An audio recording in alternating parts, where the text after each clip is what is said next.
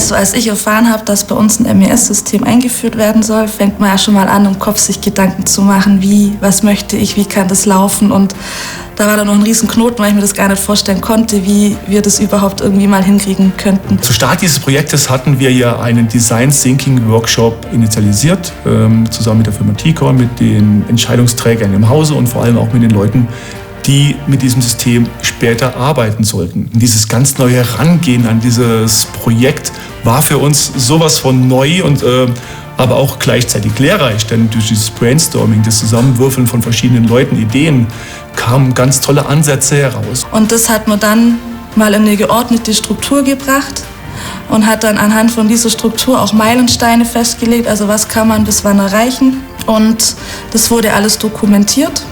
Und nach dem haben wir dann gearbeitet. Dieses agile Vorgehen, wie man das ja auch nennt, ist für uns ganz hervorragend gewesen. Wir konnten uns gemeinsam finden. Wir haben nicht festgelegte Abläufe definiert. Wir haben am lebenden Prozess gearbeitet. Das war ein Miteinander. Die Firma T-Con, die uns ja begleitet hat auf diesem Weg, hat die systemtechnischen Ideen reingebracht. Und partnerschaftlich sind wir dann so weit gekommen, dass wir da immer einen Kompromiss, einen Konsens und eine Lösung gefunden haben. Diese Prozesse eben auch so umzusetzen, dass sie für uns praktikabel sind. Gearbeitet haben wir da eigentlich mit riesengroßen Flipcharts und meterweise Papier und da wurden dann diese ganzen Gedankengänge einfach mal per Brainstorming aufgenommen.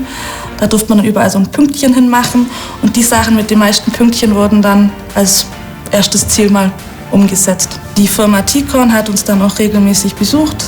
Da haben wir dann zusammengesessen, haben dann getestet, wie weit wir schon sind, ob wir die Meilensteine erreicht haben.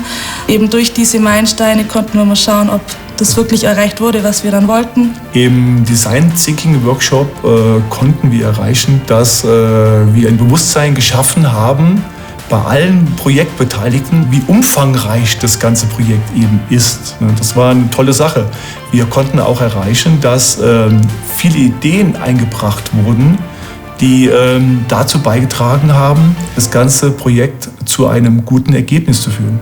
Für mich persönlich war eigentlich das größte Ziel, ein System einzuführen, mit dem auch die Menschen in der Produktion arbeiten können. Und wir wollten zum ersten Mal natürlich die Lücke schließen zwischen den bestehenden SAP-Lösungen bei uns im Hause Rapunzel. Und wir wollten eine Dynamik erzeugen, die wir von unserem ursprünglichen papiergeführten System nur mit einem digitalisierten System erreichen konnten. Das heißt, wir haben mehr Dynamik, wir sind schneller in unseren Prozessen. Und das haben wir alles hingekriegt.